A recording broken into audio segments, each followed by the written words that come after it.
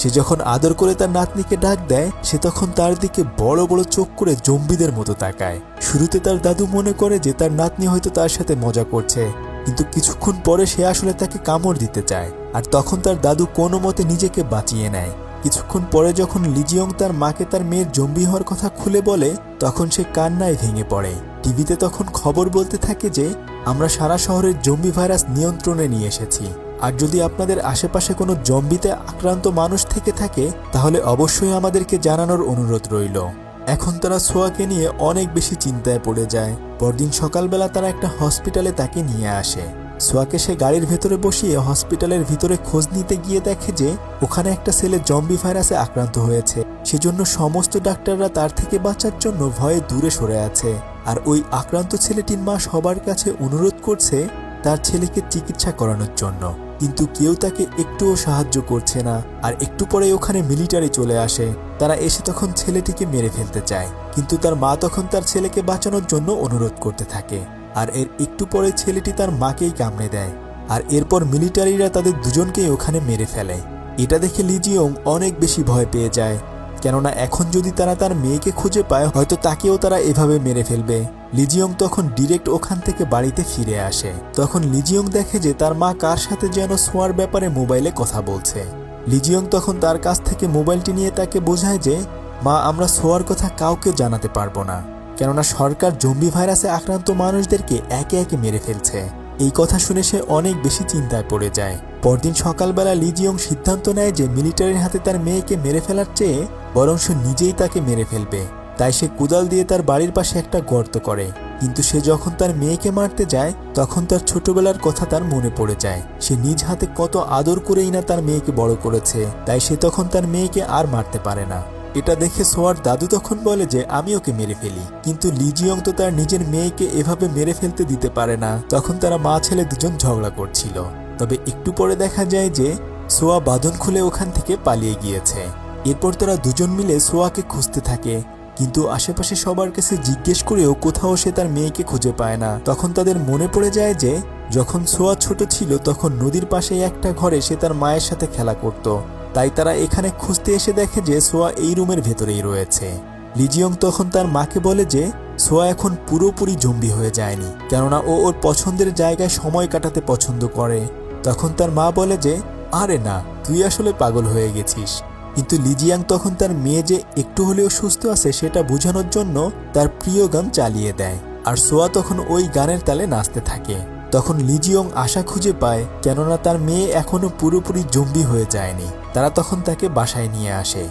লিজিয়ং তখন ইউটিউবে ভিডিও দেখতে থাকে যে বিজ্ঞানীরা বলেছে যদি জম্বি আক্রান্ত কোনো ব্যক্তির পুরনো স্মৃতি ফিরে আসে তাহলে সে আস্তে আস্তে করে ভালো হয়ে যাবে। এরপর তার দাদু বলে যে যদি সোয়া আমার এই মাখানো ভাত খেয়ে নেয় তাহলে বুঝবো ও এখনো পুরোপুরি জম্বি হয়ে যায়নি। কিন্তু সোয়া ওটা না খেয়ে বরং টেবিলে থাকা মাংস খেতে থাকে। লিজিয়ং তখন বুঝতে পারে যে যদি সোয়াকে মাংস খাওয়ানো হয় তাহলে সে হয়তো একটু শান্ত থাকবে। যখন সে খাচ্ছিল তখনই হঠাৎ করে কেউ একজন তাদের দরজায় নক করে। ভয়ে ভয়ে তার দাদু যখন দরজা খুলে লিজিয়ং এর বন্ধু তার সাথে দেখা করতে এসেছে। তখন তারা সোয়ার দরজাটা বন্ধ করে দেয় যেন তার বন্ধু তার মেয়ের ব্যাপারে কোনো কিছুই জানতে না পারে।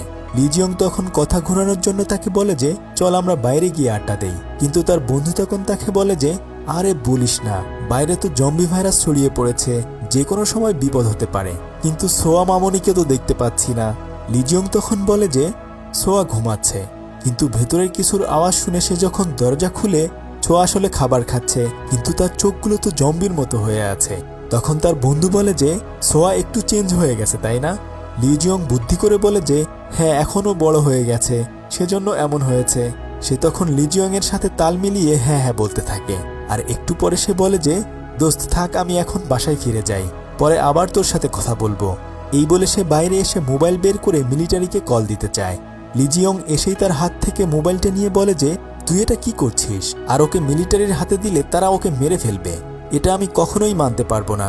কিন্তু তখন তার বন্ধু বলে যে ও তোর মেয়ে আগে ছিল, এখন ও জম্বি হয়ে গেছে, ও যদি এখানে থাকে তাহলে এই গ্রামের সবাইকে কামড়ে জম্বি বানিয়ে দেবে। কিন্তু লিজিয়ং সমস্ত ঘটনা তার বন্ধুকে খুলে বলে। তখন সে বলে যে তাহলে এখন আমরা কি করতে পারি, কিভাবে আমরা সোয়াকে জম্বি থেকে আবার স্বাভাবিক করতে পারি। লিজিয়ং বলে যে আমি ওকে ট্রেনিং দিয়ে পোষ মানিয়ে নেব, কিন্তু তার বন্ধু বলে, আরে বেটা পাগল হয়ে গেছিস নাকি, একটা জম্বিকে কখনো ট্রেনিং দেয়া যায় নাকি। কিন্তু লিজিয়ং বলে, চিড়িয়াখানায় আমি যদি বাঘ মানাতে পারি তাহলে আমার নিজের মেয়েকে কেন পোষ মানাতে পারবো না। কিন্তু তার বন্ধু তাকে সাহায্য করতে একটুও রাজি হয় না, উল্টো তাকে বলে যায় যে কালকে সকাল হওয়ার আগেই তুই এখান থেকে তোর মেয়েকে নিয়ে চলে যাবি। সকালবেলা ঘুম থেকে উঠে সে দেখে যে তার বন্ধু এখনও তাদের বাসার সামনেই তাদেরকে পাহারা দিচ্ছে। তখন সে তার বন্ধুকে নিয়ে একটা জায়গায় গিয়ে বলে যে, বলেছি তো আমি আজকে ওকে এখান থেকে নিয়ে চলে যাব। তখন সে লিজিয়ংকে বলে যে, সোয়া কি শুধু তোর একার মেয়ে, ও তো আমাদেরও মেয়ে, আমি তোকে অবশ্যই সাহায্য করব। আর সারা রাত আমি এখানে পাহারা দিয়েছি যেন তোদেরকে কেউ না দেখে ফেলে। তবে আমাদের গ্রামে একজন ফার্মাসিস্ট রয়েছে, সে আমেরিকা থেকে পড়াশোনা করে এসেছে। সে বলল সরকার জম্বি ভাইরাসের ভ্যাকসিন আবিষ্কার করে ফেলেছে, কিছুদিনের মধ্যেই সেটা এখানে চলে আসবে। এই কথা শুনে লিজিয়ং খুশিতে কান্না করে দেয়। সে বলতে থাকে যে তাহলে আমার মেয়েকে আমি সবার থেকে লুকিয়ে রাখব এবং যেন সে কাউকে কামড় দিতে না পারে তার ব্যবস্থাও আমি করব। পরদিন সকালবেলা একটা বোটে করে সোয়া এবং তার বন্ধুকে নিয়ে নির্জন একটা সমুদ্রের তীরে চলে যায়, যেন মানুষ তাদেরকে না দেখতে পারে। এরপর সে একটা লাঠির মাথায় প্লাস্টিকের হাত দিয়ে সোয়ার দিকে এগিয়ে বলে হ্যান্ডশেক করার জন্য, কিন্তু সে তখন ওই নকল হাতটিকে কামড়ে দেয়। ওই দিন তারা তাকে কিছুক্ষণ ট্রেনিং করে বাড়িতে ফিরে আসে। তখন সে তার মেয়েকে শান্ত হয়ে থাকার জন্য সমস্ত কিছু বোঝাতে থাকে, কিন্তু কিছুক্ষণ পরে দেখা যায় যে সে তার বাবাকে আসলে কামড়ে দিতে যাচ্ছিল। আর তখন লিজিয়ং বাঁশি ফু দিলে সে চুপ করে যায়। তখন সে তার মাকে বলে যে দেখো মা, ও এখন ভালো হয়ে গেছে। কিন্তু আমরা দেখতে পাই যে আসলে পেছনে তার দাদু একটা লাঠি দিয়ে তাকে ভয় দেখাচ্ছিল, সেজন্য সে তার বাবাকে কামড় দেয়নি। পরদিন আবার তারা সমুদ্রের তীরে গিয়ে প্র্যাকটিস করতে থাকে কিভাবে জম্বিকে নিয়ন্ত্রণ করা যায়। তখন সুন্দর সুন্দর মুহূর্তগুলো লিজিয়ং ক্যামেরা বন্দি করে রাখে, আর এরপর বাড়িতে ফিরে এসে সে ডায়েরিতে সমস্ত কিছু লিখে রাখে। এভাবে বেশ কয়েকটা দিন পেরিয়ে যায়। তবে একদিন খবরে প্রচার করা হয় যে এখন প্রায় শহরের সমস্ত জম্বিকে মেরে ফেলা হয়েছে, তবে যদি কেউ একজন জম্বি ধরিয়ে দিতে পারে তাহলে তাকে 1 কোটি টাকা পুরস্কার দেওয়া হবে। এবার লিজিয়ং আরও বেশি চিন্তায় পড়ে যায়, কেননা যদি এই গ্রামের কেউ টাকার লোভে তার মেয়ের কথা জানিয়ে দেয় তাহলে তাদের এতদিনের পরিশ্রম বৃথা হয়ে যাবে। এখন তারা আগের চেয়ে আরও বেশি সচেতন হয়ে লুকিয়ে লুকিয়ে সমুদ্রের তীরে গিয়ে সোয়াকে ট্রেনিং দিতে থাকে। এভাবে বেশ কয়েকটা দিন পেরিয়ে যায়। আর এখন গল্পের শুরুর সেই দৃশ্যটা দেখানো হয়। লিজিয়ং ঘরে ঢুকে তার মেয়ের সাথে কথা বলতে থাকে। যখন সে তার মেয়েকে চুপ করতে বলে সে চুপ হয়ে যায়, কেননা সে এখন তাকে ট্রেনিং দিয়ে অনেকটাই নিয়ন্ত্রণে নিয়ে এসেছে। তাই সে এবার সাহস করে তার মেয়ের দিকে নিজের হাতটা বাড়িয়ে দিয়ে বলে যে এবার আমাকে কামড় দাও। কিন্তু দেখা যায় যে সোয়া তাকে আর কামড়ায় না। লিজিয়ং অনেক বেশি খুশি হয়ে যায়, কেননা তার এতদিনের কষ্ট আজ সার্থক হয়েছে।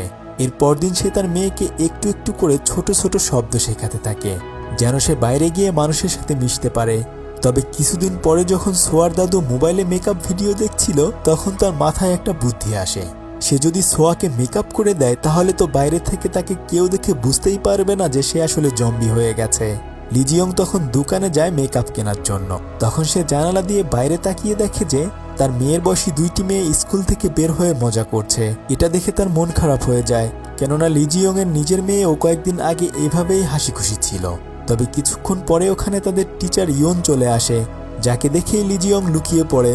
আসলে এই টিচার আর কেউ নয়, তার ছোটবেলার গার্লফ্রেন্ড ছিল। ইয়ন তখন একটু পরে দোকানে এসে লিজিয়ংকে খুঁজে বের করে। তারপর সে তাকে গাড়িতে লিফট দিয়ে বাসায় পৌঁছে দিতে চায়, কিন্তু লিজিয়ং আসলে তার কাছ থেকে পালিয়ে বেড়ায়। কিন্তু ইয়ন বলে যে আমার এখানকার একটা স্কুলে ট্রান্সফার হয়েছে। তবে লিজিয়ংকে জিজ্ঞেস করে তোমার বাসায় এখন কে কে রয়েছে। সে তখন বলে যে আমার একটা বিড়াল, মা এবং আমার মেয়ে আছে। ইয়ন তার মেয়ের কথা শুনে অবাক হয়ে সে জিজ্ঞেস করে তুমি বিয়ে করেছো? তোমার মেয়ের বয়স কত? লিজিয়ং বলে যে ওর বয়স 15। ইয়ন বলে তাহলে তো আমাদের স্কুলে কেউ ভর্তি করে দিতে পারো। তবে চলো আজকে আমি তোমাদের বাসায় যাই, তোমার মেয়ে এবং তোমার বউকে না হয় একটু দেখে আসলাম। কিন্তু লিজিয়ং তো তাকে আসলে বাসায় নিয়ে যেতে চাচ্ছিল না। সে তখন বলে যে আমাকে এখানে নামিয়ে দাও, আমার কিছু কাজ আছে। সে তখন কোনো মতে ওখান থেকে নেমে যায়। রাতের বেলায় রেস্টুরেন্টে গিয়ে সে তার বন্ধুকে ইয়নের ব্যাপারে সমস্ত ঘটনা খুলে বলে। সে বলতে থাকে ও এখানে ট্রান্সফার হয়ে এসেছে, এটা জানলে তো আমি এখানে নিজেও আসতাম না। তবে কিছুক্ষণ পর ইয়ন রেস্টুরেন্টে চলে আসে এবং তাকে